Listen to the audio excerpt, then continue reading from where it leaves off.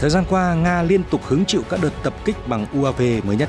Nga tuyên bố bắn hạ 3 tên lửa nhằm vào tỉnh biên giới phía Nam.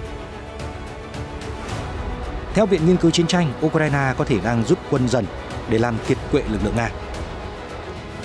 Quan chức thân Nga cho hay Ukraine chuyển hỏa lực pháo binh của NATO về phía Svatovo ở Luhansk.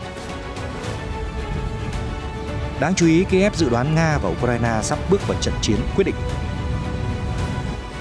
Mặt khác, theo Chehuk, Mỹ chưa sẵn sàng từ bỏ chiến lược mơ hồ với kế hoạch giành Crimea của Ukraine. Chuyển sang diễn biến khác, quan chức Thổ Nhĩ Kỳ bình luận Mỹ-Anh muốn xung đột Nga-Ukraine diễn ra càng lâu càng tốt. Thổ Nhĩ Kỳ có thể đảo ngược thương vụ F-16 với Mỹ do giá cao, lỗi thời. Đài Loan phát hiện máy bay, UAV và tàu Trung Quốc áp sát đảo. Bộ trưởng Quốc phòng Mỹ thăm và khẳng định cam kết với khu vực Trung Đông. Theo CCTV, người dân Nhật gặp khó khăn khi điều tra ô nhiễm nước do căn cứ quân sự Mỹ. Tất cả sẽ được gửi đến quý vị ngay sau đây.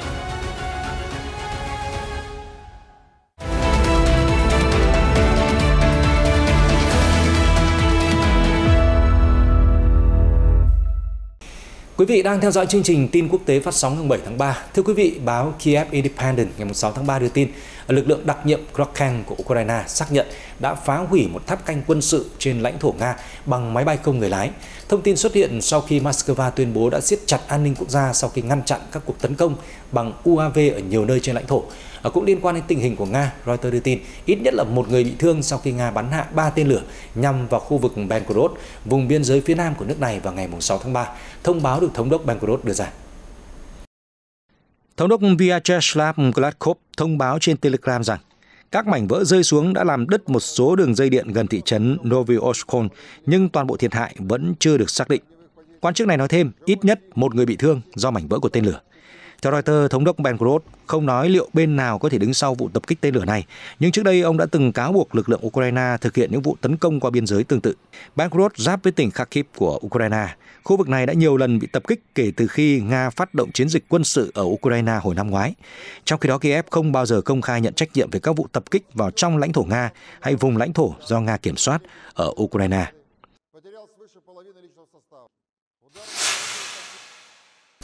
Liên quan đến chiến địa Bakhmut đang thu hút sự chú ý của giới chuyên gia, tờ Guardian ngày 6 tháng 3 trích dẫn bản cập nhật của Viện Nghiên cứu Chiến tranh có trụ sở tại Mỹ cho biết Ukraine dường như đang rút quân hạn chế ở Bakhmut nhưng vẫn tiếp tục gây thương vong cao cho các lực lượng của Nga. Mặc dù nhóm chuyên gia nói rằng vẫn còn quá sớm để biết được ý định của Ukraine là gì, nhưng việc phòng thủ Bakhmut vẫn vững chắc về mặt chiến lược và Ukraine có thể rút quân dần để làm kiệt quệ lực lượng Nga thông qua chiến tranh đô thị. Theo Guardian, quân đội Nga khó có thể nhanh chóng kiểm soát lãnh thổ của Ukraine khi diễn ra chiến tranh đô thị. Điều này thường có lợi cho bên phòng thủ và có thể giúp Ukraine gây thương vong cao cho các đơn vị của Nga, ngay cả khi Ukraine đang tích cực rút quân. Viện Nghiên cứu Chiến tranh nhận định các lực lượng Nga sẽ vẫn phải chiến đấu xuyên qua trung tâm thành phố Bakhmut, ở bờ tây sông Bakhmutka, nơi được phòng thủ nghiêm ngặt và sẽ có lợi cho lực lượng Ukraine. Theo tổ chức này, chiến tranh đô thị ở Bakhmut có thể bào mòn sức lực của các lực lượng hỗn hợp của Nga, theo cách mà Ukraine đã rút quân khỏi Severodonetsk, Lysychansk. Chiến lược của Kiev đã chấm dứt hiệu quả các hoạt động tấn công của Nga ở các tỉnh Luhansk và Donetsk vào mùa hè năm 2022, theo Guardian. Trong khi đó, có báo cáo cho rằng quân Ukraine đang chuyển khí tài về một địa phương ở Luhansk. Ông Andrei Maroko, sĩ quan đã nghỉ hưu thuộc nước Cộng hòa Nhân dân Luhansk, RPR tự xưng, ngày 6 tháng 3 nói với hãng thông tấn TASS rằng lực lượng vũ trang Ukraine đã đưa pháo và đạn dược tiêu chuẩn NATO đến gần thành phố Svatovo ở tỉnh Luhansk. Ông Maroko trích dẫn dữ liệu trinh sát cho biết, theo báo cáo, các đơn vị của Ukraine mang theo các hệ thống pháo và đạn dược do phương Tây sản xuất đang di chuyển từ Kupiansk ở tỉnh Kharkov tới Svatovo. Theo vị sĩ quan, các đơn vị trên di chuyển chủ yếu vào ban đêm. Vào cuối tuần, ông báo cáo rằng có một thường dân đã bị thương trong một cuộc tấn công vào Svatovo. Một quả đạn pháo 155 ly của NATO đã được bắn trong cuộc tấn công, theo Maroko. Trước đó, ngày 4 tháng 3, ông cho biết không có vùng xám nào còn lại giữa các vị trí mà quân đội Nga và quân đội Ukraine kiểm soát gần Crimea thuộc Luhansk. Ông nói không có khu vực nào được gọi là vùng xám giữa các vị trí của chúng tôi và đối phương ở phía nam Crimea. Tại một số khu vực, khoảng cách tới đối phương là 40 mét. Mặt khác, lãnh đạo tình báo quân sự Ukraine cho biết là Nga đã lãng phí lượng khổng lồ nhân lực, vũ khí và vật chất trong cuộc xung đột ở Ukraine và có thể sẽ cạn kiệt tiềm năng tấn công vào cuối mùa xuân. Nhận định được ông Kyrylo Budanov đưa ra trong một cuộc phỏng vấn với USA Today đăng ngày 5 tháng 3 theo Kiev Independent. Ông Kyrylo Budanov đánh giá ngành công nghiệp quân sự trong nước sẽ không thể giúp Nga và nước này sẽ thiếu nguồn lực để tiến hành cuộc chiến chống lại Ukraine nếu không đạt được mục tiêu trong mùa xuân này. Tuy nhiên, vị giám đốc tình báo không giải thích thêm về các mục tiêu quân sự cụ thể của Moscow trong những tuần tới. Theo ông Budanov, một trận chiến quyết định sẽ diễn ra vào mùa xuân và đó sẽ là trận chiến cuối cùng trước khi xung đột kết thúc. USA Today đưa tin, Nga bắt đầu tăng cường các hoạt động tấn công vào cuối tháng 1 năm nay, tập trung vào các mặt trận Donbass ở miền đông Ukraine. Trong đó mặt trận Bakhmut là nơi duy nhất Nga chiếm ưu thế sau một loạt bước lùi từ mùa hè năm ngoái, buộc Moscow phải rút quân khỏi Kharkov hay Kherson.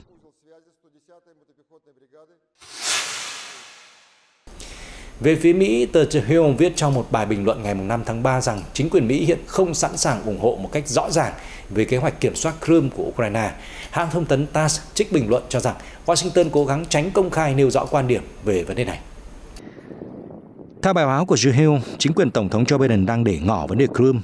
Giới chức Mỹ đã nhiều lần tránh các câu hỏi về việc liệu Washington có hỗ trợ Kiev giành lại bán đảo hay không.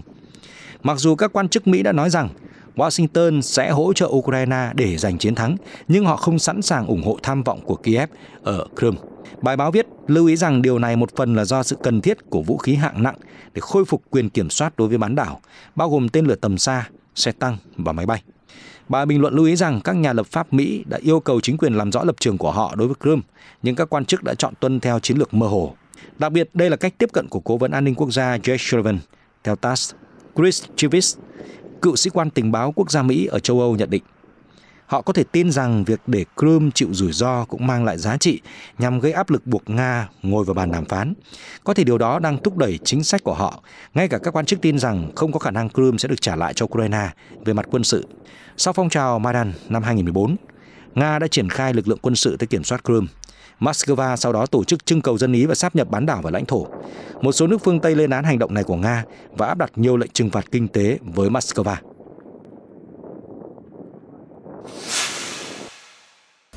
Thưa quý vị, lãnh đạo Chechnya Ramzan Kadyrov, một đồng minh thân cận của Tổng thống Nga Vladimir Putin, được cho là đang ốm nặng với các vấn đề về thận khi xuất hiện những lo ngại về khả năng bị đầu độc.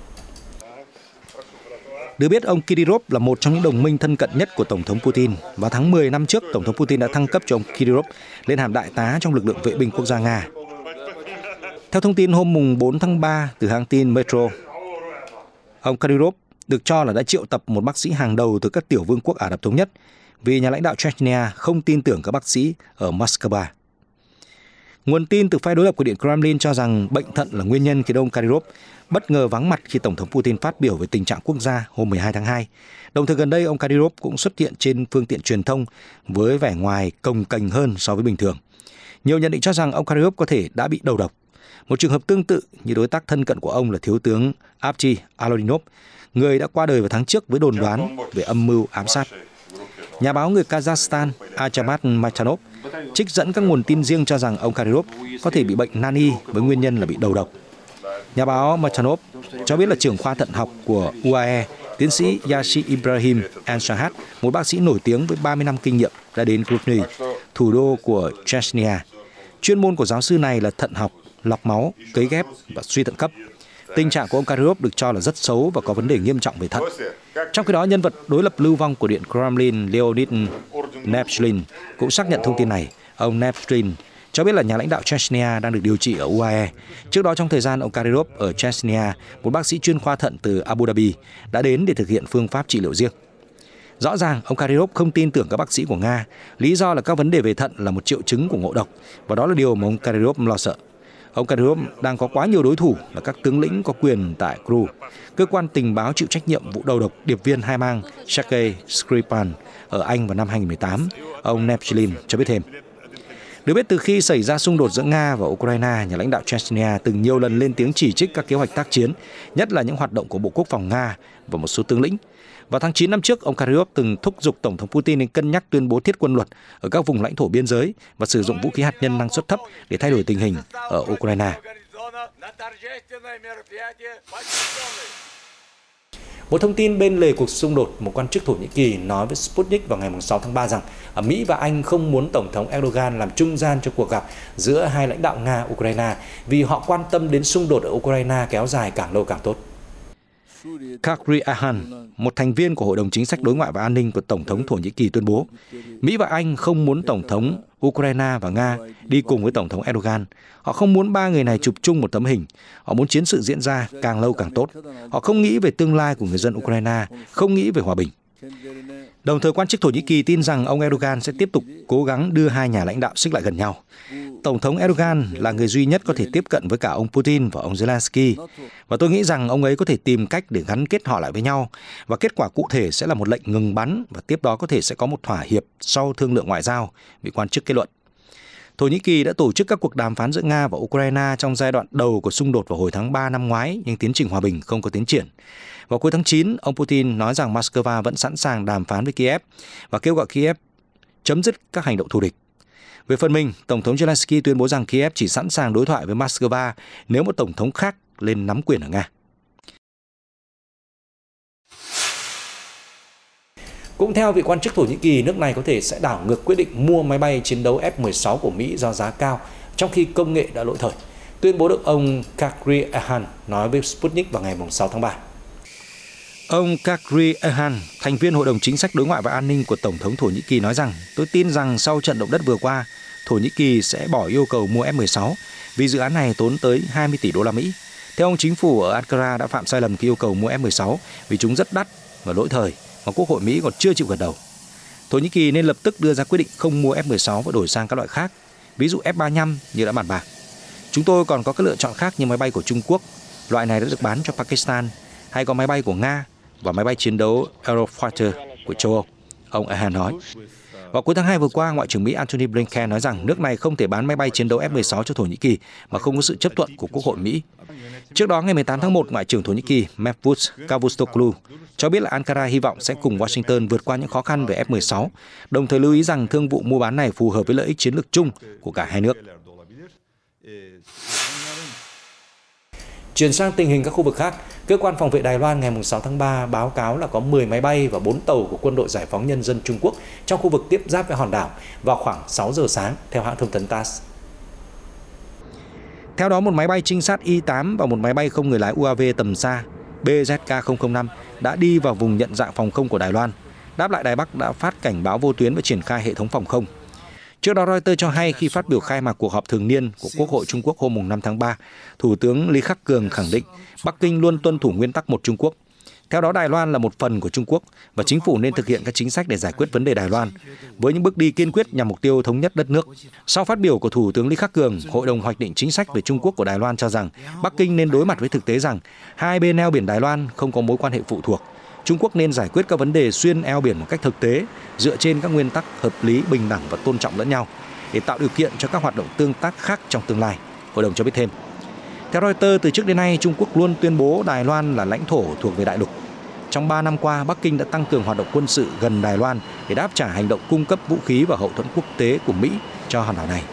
Trong khi đó, chính quyền Đài Loan luôn phản đối các tuyên bố về chủ quyền của Bắc Kinh và cho rằng chỉ có người dân của hòn đảo mới có thể quyết định tương lai của họ. Thưa quý vị, khi đang phải quan tâm đến Nga và Trung Quốc, Mỹ vẫn muốn khẳng định cam kết và trấn an các đồng minh ở khu vực Trung Đông. Ở bên cạnh đó, Hoa Kỳ cũng muốn gửi đi những thông điệp rõ ràng đối với Israel và các quốc gia khác ở khu vực này. Reuters hôm 6 tháng 3 cho hay Bộ trưởng Quốc phòng Mỹ Lloyd Austin đang ở Jordan để khởi đầu chuyến thăm 3 quốc gia Trung Đông với mục đích thúc giục Israel giảm căng thẳng ở khu vực bờ Tây và đề cập đến vấn đề nhân quyền khi đàm phán với các nhà lãnh đạo Ai Cập. Theo đó, ông Austin sẽ bày tỏ những lo ngại của Hoa Kỳ liên quan đến tình hình bạo lực ở khu vực bờ Tây. Mỹ cũng muốn Israel đề xuất những giải pháp khả thi nhằm khôi phục an ninh khu vực khi tháng lễ Ramadan của người Hồi giáo và lễ vượt qua của người Do Thái sẽ bắt đầu trong vài tuần nữa.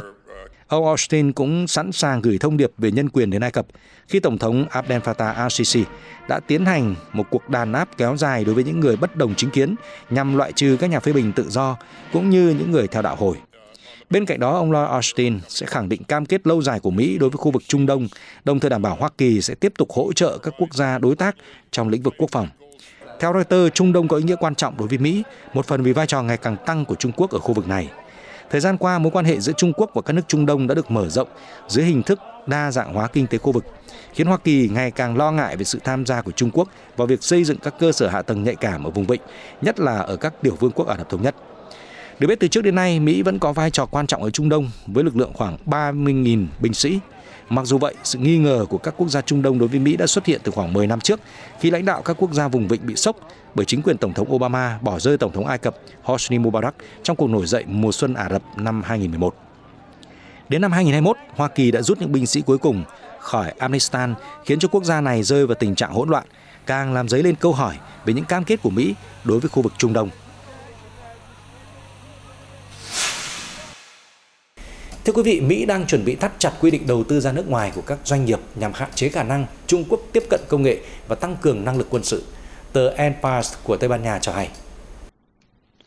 Thông tin từ El País hôm 4 tháng 3 cho biết Mỹ đã tham khảo ý kiến của các quốc gia đồng minh khi xây dựng quy định mới về đầu tư. Theo quy định mới, doanh nghiệp Mỹ sẽ bị hạn chế đầu tư vào các công ty công nghệ tại Trung Quốc, nhất là những công ty có khả năng phát triển những công nghệ tiên tiến liên quan đến vấn đề an ninh quốc gia, ví dụ như những công nghệ có thể giúp Trung Quốc cải thiện tốc độ và tỷ lệ chính xác trong việc đưa ra các quyết định quân sự. Theo tạp chí phố Wall, Bộ Tài chính và Bộ Thương mại Hoa Kỳ đã gửi thông tin cho các nhà lập pháp hôm 3 tháng 3. Các cơ quan cho biết những điều khoản chi tiết sẽ được cân nhắc dựa trên chương trình sàng lọc đầu tư cho ngân sách quốc gia. Một kế hoạch dự kiến sẽ được công bố vào ngày 9 tháng 3. Hiện tại, phát ngôn viên của Hội đồng An ninh Quốc gia Nhà Trắng từ chối bình luận về các báo cáo của Bộ Tài chính và Bộ Thương mại, nhưng cho biết các quan chức của Mỹ đã thông báo cho Quốc hội về tiến độ xây dựng quy định đầu tư trực tiếp ra nước ngoài. Theo hãng tin Empire, hành động này chắc chắn sẽ vấp phải sự phản đối từ các công ty Mỹ. Do đó, các quan chức đã tìm cách báo hiệu cho cộng đồng doanh nghiệp rằng khi xem xét các quy tắc về đầu tư, các chính trị gia sẽ không đẩy vấn đề đi quá xa. Tại một sự kiện được tổ chức gần đây, Thứ trưởng Bộ Tài chính Wally Adeyemo cho rằng điều quan trọng là đảm bảo quyền lợi của doanh nghiệp và vấn đề an ninh quốc gia. Hiện tại Mỹ vẫn cạnh tranh tốt trên một sân chơi bình đẳng, nên khi xét trong từng lĩnh vực, nếu nhận thấy rủi ro liên quan đến an ninh quốc gia, Hoa Kỳ phải sử dụng các công cụ cần thiết để bảo vệ đất nước. Thứ trưởng Wally Adeyemo khẳng định. Thưa quý vị, các nhà lập pháp Trung Quốc vừa cho biết nhiên liệu hóa thạch vẫn được sử dụng để bảo đảm an ninh năng lượng của nền kinh tế lớn thứ hai thế giới. Theo đó, than đá sẽ đóng vai trò lớn hơn trong hoạt động cung cấp năng lượng thời gian tới. Theo Reuters, trong những năm gần đây, giá năng lượng toàn cầu tăng vọt do xung đột giữa Nga và Ukraine. Nguồn cung trong nước của Trung Quốc cũng bị gián đoạn khiến Bắc Kinh cần tập trung hơn vào vấn đề an ninh năng lượng. Dữ liệu từ Cục Thống kê Trung Quốc cho biết vào năm trước, khoảng 5-6% điện năng của quốc gia này được tạo ra từ than đá. Bên cạnh đó, để giảm lượng khí thải carbon, nền kinh tế lớn thứ hai thế giới đã tăng cường sử dụng khí đốt tự nhiên và năng lượng tái tạo trong những năm gần đây. Mặc dù vậy, công suất năng lượng tái tạo không ổn định, khiến cho các nhà hoạch định chính sách phải dựa vào điện than, bởi nguồn năng lượng này ổn định và dễ điều phối, giúp củng cố nguồn cung phụ tải của hệ thống điện quốc gia. Vào năm trước, nhiệt độ tăng cao trong mùa hè và hạn hán ở Tây Nam Trung Quốc khiến sản lượng thủy điện giảm và dẫn đến tình trạng mất điện ở khu vực này. Trong cuộc họp ngày 5 tháng 3, Ủy ban Cải cách và Phát triển Quốc gia cho biết Trung Quốc sẽ tăng cường vai trò hỗ trợ cho nguồn điện than với những bước đi hợp lý để tăng sản lượng và đảm bảo an ninh năng lượng. Vào năm trước, Trung Quốc đã phê duyệt thêm các dự án điện than với công suất 106 GW, cao gấp 4 lần so với một năm trước và cao nhất kể từ năm 2015, sau khi cân nhắc các vấn đề về an ninh năng lượng. Hiện tại, một số công trình cung cấp khoảng 50 GW đã được đưa vào xây dựng. Ủy ban Cải cách và Phát triển Quốc gia Trung Quốc cũng nhấn mạnh tầm quan trọng của việc tăng cường sử dụng khí đốt, tập trung cải thiện cơ chế định giá để phù hợp hơn với nhu cầu người dùng ở các khu vực đô thị. Bên cạnh đó, Trung Quốc cũng sẽ đẩy mạnh việc xây dựng các nhà máy điện mặt trời, năng lượng gió, bởi điện than chỉ là yếu tố tạm thời nhằm bù đắp nguồn cung khi đất nước phát triển năng lượng tái tạo. David Fishman, quản lý cấp cao của công ty tư vấn năng lượng thuộc tập đoàn Latour cho biết, năng lượng tái tạo không thể đáp ứng nhu cầu tăng trưởng, do đó vẫn cần sự bổ sung từ điện than mỗi năm. Đến năm 2024, năng lượng tái tạo của Trung Quốc mới có thể đáp ứng nhu cầu tăng trưởng. Sau giai đoạn này, mức tiêu thụ điện than nhiều khả năng sẽ giảm dần, ông David Fishman nhận định. Được biết, Trung Quốc đã bắt đầu chiến dịch thay thế than đá bằng khí đốt từ năm 2017, nhưng tiến trình đang bị chậm lại. Theo cam kết, Trung Quốc cần phải giảm lượng phát thải carbon từ năm 2030, đồng thời đạt mục tiêu trung hòa carbon khi đến năm 2060. Theo đài NHK, ngày 6 tháng 3, một quan chức Triều Tiên cho biết ở nước này đã có khả năng phóng nhiều loại vệ tinh lên quỹ đạo. Hãng thông tấn nhà nước Triều Tiên KCNA ngày 6 tháng 3 đã trích dẫn cuộc phỏng vấn với Phó Giám đốc Cơ quan Phát triển Hàng không Vũ trụ Quốc gia Park Kyung-soo. Theo đó, ông Park cho biết nước này đã đạt được tiến bộ mạnh mẽ trong việc phát triển các vệ tinh đa chức năng và hiệu suất cao. Ông cho biết nước này đã thành công trong việc phát triển động cơ có lực đẩy cao có khả năng mang tên lửa. Theo vị quan chức, điều này đã đảm bảo về khả năng Triều Tiên phóng các vệ tinh khác nhau lên quỹ đạo. Theo NHK, Triều Tiên đã tuyên bố sẽ hoàn thành công tác chuẩn bị cho vệ tinh trinh sát quân sự đầu tiên vào tháng 4. Vào tháng 3 năm ngoái, nhà lãnh đạo Triều Tiên Kim Jong-un đã thị sát cơ quan phát triển hàng không vũ trụ quốc gia và tiết lộ kế hoạch đưa thêm nhiều vệ tinh do thám vào quỹ đạo. Trong cùng tháng, ông cũng đã đến thăm một địa điểm phóng vệ tinh ở Tongchang-ri, ở phía tây bắc Triều Tiên và chỉ đạo các quan chức hiện đại hóa và mở rộng các cơ sở. Theo NHK, cộng đồng quốc tế vẫn cảnh giác trước khả năng Bình Nhưỡng có thể phóng một loạt tên lửa đạn đạo tầm xa khác từ bãi thử, đồng thời tuyên bố chúng là phương tiện phóng vệ tinh.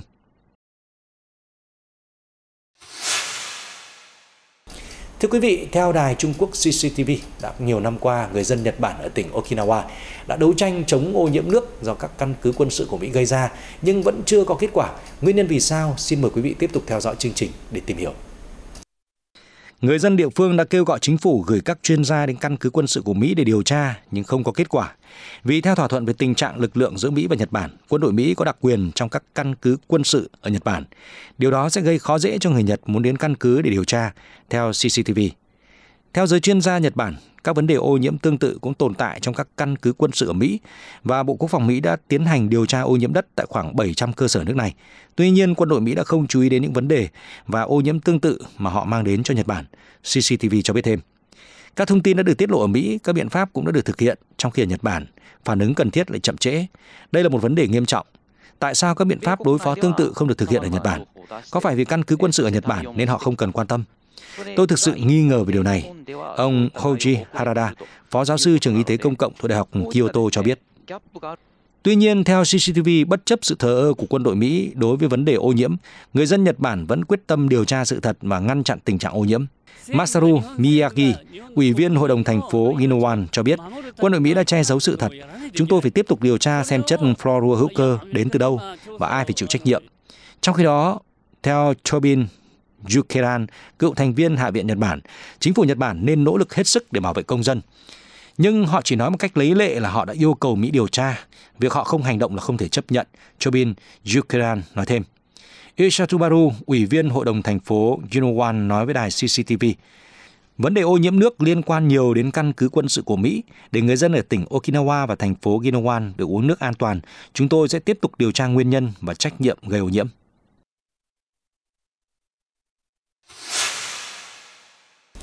Thưa quý vị, một số gia đình Ukraine ở thị trấn Orkiv, khu vực tiền tuyến thuộc thành phố Zaporizhia vẫn chưa muốn di tản bất chấp các đợt pháo kích đang trút xuống mỗi ngày. Trả lời phỏng vấn Reuters hôm 3 tháng 3 trong lúc đặt bao cát để che chắn cửa sổ phòng khách, Lyubov Sintra, một cư dân của thị trấn cho biết đây là nơi an toàn nhất và là chỗ ngủ của cả nhà. Mặc dù cô muốn sơ tán nhưng chồng của Lyubov Sintra muốn ở lại, do đó cô vẫn chưa rời khỏi thị trấn. Trong khi đó, Adrina Grubska, một bà mẹ sống cùng 6 đứa con ở ngoại ô thị trấn Orkiv, lại có lý do khác. Tôi nghĩ ở lại sẽ tốt hơn, và lúc này tình hình không quá tệ. Mặc dù vậy vào ban đêm, tôi vừa nghe 2 tiếng nổ cực kỳ lớn. Cảnh sát địa phương Olha Zinchenko cho biết là cô vẫn chưa thể thuyết phục được người dân nào rời khỏi thành phố Zaporizhia. Được biết, các cảnh sát Ukraine ở vùng Zaporizhia vẫn thường xuyên đến các khu định cư tiền tuyến để trao viện trợ nhân đạo và giữ liên lạc với những người dân còn ở lại. Đồng thời, các cảnh sát cũng thông báo đến cư dân về những chương trình của chính phủ dành cho người sơ tán.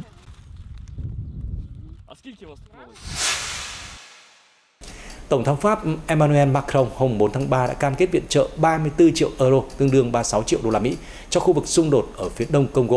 Theo nhà lãnh đạo, bất kỳ bên nào tìm cách cản trở các nỗ lực hòa bình nơi đây đều phải đối mặt với các biện pháp trừng phạt, hãng tin Reuters cho biết. Tổng thống Macron đã đưa ra phát biểu trong chuyến thăm chính thức tới Cộng hòa Dân chủ Congo, nơi chứng kiến làn sóng chống Pháp gia tăng khi Paris thể hiện ủng hộ đối với nước láng giềng Rwanda. Trước đây, Pháp cùng với Liên Hợp Quốc, Congo và các nước khác cáo buộc Rwanda ủng hộ phiến quân M23. Tuy nhiên, trong một cuộc họp báo ở thủ đô Kinshasa của Congo, nhà lãnh đạo đã được yêu cầu lên án Rwanda một cách kiên quyết hơn. Cho đến nay, tiến trình hòa bình do các cường quốc khu vực làm trung gian ở Angola vào tháng 11 năm ngoái vẫn chưa thể giúp chấm dứt giao tranh. Nhưng Tổng thống Macron cho biết ông tin tưởng vào kế hoạch này. Những người không tôn trọng kế hoạch này biết những gì họ phải đối mặt, bao gồm cả các biện pháp trừng phạt, Reuters trích lời ông Macron nói. Theo hãng tin, sau đó một số dấu hiệu căng thẳng đã xuất hiện trong cuộc họp báo khi Tổng thống Pháp dường như ám chỉ rằng tình trạng mất an ninh ở Congo kể từ năm 1994 chủ yếu là lỗi của chính nước này. Reuters cho hay Congo đã chứng kiến một số cuộc biểu tình quy mô nhỏ trước chuyến thăm của ông Macron, dấu hiệu về làn sóng chống Pháp ở khu vực mà Tổng thống muốn củng cố quan hệ. Mới đây, theo tờ Global Times của Trung Quốc, thành viên của Ủy ban Toàn quốc lần thứ 14 của Hội nghị Hiệp thương Chính trị Nhân dân Trung Quốc, ông Yang Changli đã cho biết rằng ông cùng với 14 cố vấn chính trị quốc gia khác đã đệ trình một đề xuất chung trong kỳ họp của Ủy ban, nhấn mạnh sự cần thiết trong việc xây dựng các nhà máy điện hạt nhân trong khu vực Trung Quốc nội địa. Đại hội đại biểu toàn quốc lần thứ 20 của Đảng Cộng sản Trung Quốc xem an ninh năng lượng là một phần quan trọng trong quá trình hiện đại hóa hệ thống an ninh quốc gia, đề xuất thúc đẩy phát triển năng lượng hạt nhân một cách tích cực và thận trọng. Ông Yang cho biết, Trung Quốc đã thiết lập một nền tảng vững chắc để đạt được các mục tiêu lớn hơn và phát triển năng lượng hạt nhân với chất lượng cao hơn. Đề xuất cho biết cần lập kế hoạch và xây dựng các dự án điện hạt nhân ở những khu vực không đủ công suất để đảm bảo cung cấp điện sạch cho các cơ sở, cũng như bắt đầu giảm cường độ phát thải carbon và chất ô nhiễm quá mức. Theo ông Yang, Trung Quốc đại lục hiện có 76 tổ máy điện hạt nhân đang được xây dựng, với công suất lắp đặt là 81 triệu kW. Tuy nhiên, cả công suất lắp đặt máy phát điện hạt nhân và tỷ trọng điện hạt nhân vẫn còn nhỏ. Để đạt được mức trung hòa carbon cao nhất, công suất lắp đặt của điện hạt nhân cần đạt ít nhất là 150 triệu kW vào năm 2030 và 380 triệu vào năm 2050. Điều đó có nghĩa là Trung Quốc cần phải duy trì cường độ phát triển hơn 10 tổ máy điện hạt nhân mỗi năm trong thập kỷ tới. Thưa quý vị, xuất khẩu dầu của Nga sang Ấn Độ, quốc gia nhập khẩu dầu thô lớn thứ 3 thế giới sau Trung Quốc và Mỹ, đã tăng lên mức kỷ lục 1,62 triệu thùng mỗi ngày trong tháng 2. Thông tin được hãng tin The Hindu dẫn dữ liệu của công ty phân tích năng lượng Votesa. Theo báo cáo, xuất khẩu dầu của Nga sang Ấn Độ tăng 28% so với tháng trước, cao hơn tổng lượng dầu được giao từ Iraq và Ả Rập Xê Út, hai nhà cung cấp dầu của Ấn Độ trong nhiều thập kỷ. Cụ thể, trong tháng 2, nhập khẩu từ Ả Rập Xê Út là 687.000 thùng một ngày, giảm 16% so với tháng trước, trong khi lượng giao hàng từ Iraq tăng lên khoảng 939.900 thùng một ngày. Nga đã là nhà cung cấp dầu thô lớn nhất của Ấn Độ trong tháng thứ 5 liên tiếp, hiện chiếm khoảng 35% tổng lượng dầu nhập khẩu của Ấn Độ. Con số này tăng đáng kể so với năm 2021 là chưa đến 1%. New Delhi bắt đầu gia tăng mua dầu thô của Nga sau khi Moscow triển khai chiến dịch quân sự ở Ukraine và bị phương Tây áp đặt hàng loạt các biện pháp trừng phạt, đặc biệt là đối với lĩnh vực năng lượng. Mất đi các khách hàng lâu năm ở châu Âu, Nga hướng đến châu Á, một thị trường tiềm năng để thay thế. Trong khi đó, dù chịu sức ép ngày càng gia tăng từ phương Tây, Ấn Độ vẫn tiếp tục mua dầu Nga. New Delhi nhấn mạnh vấn đề an ninh năng lượng là ưu tiên hàng đầu và họ có những lựa chọn riêng đối với các nhà cung cấp.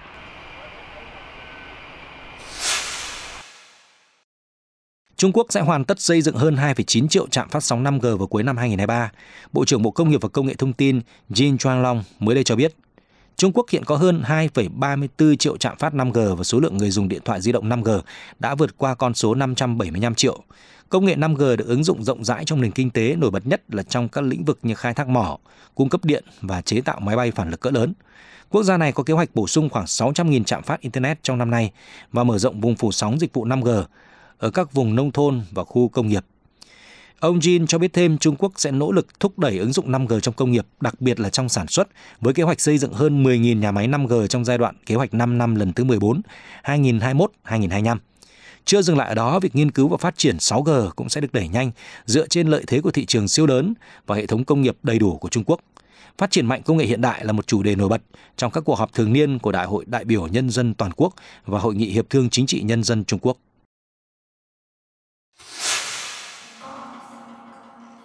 Thương hiệu thời trang Italia Valentino ngày 5 tháng 3 đã ra mắt bộ sưu tập thu đông 2023 tại tuần lễ thời trang Paris với sự tham dự của Brooklyn Beckham và vợ Nicola Pelt. Theo Reuters, giám đốc sáng tạo của thương hiệu nổi tiếng Pierpaolo Piccioli đã giới thiệu bộ sưu tập theo phong cách đơn sắc và những món đồ tông đỏ rực rỡ. Những chiếc áo ngoại cỡ với phần vai rộng cùng bốt kiểu quân đội có trang trí bằng lông vũ, tất cả đều xuất hiện trên sàn diễn thời trang Paris. Brooklyn Beckham, con trai của nhà thiết kế thời trang Victoria Beckham, đã tham dự buổi biểu diễn cùng với vợ Nicola Pelt. Cả hai cùng tham dự sự kiện trong trang phục màu đen. Cùng tham dự còn có nhân vật nổi tiếng trên mạng xã hội người Pháp Lena Marfo. Cô mặc một chiếc váy dài chấm đất phủ đầy lông vũ màu nude cho buổi trình diễn của Valentino.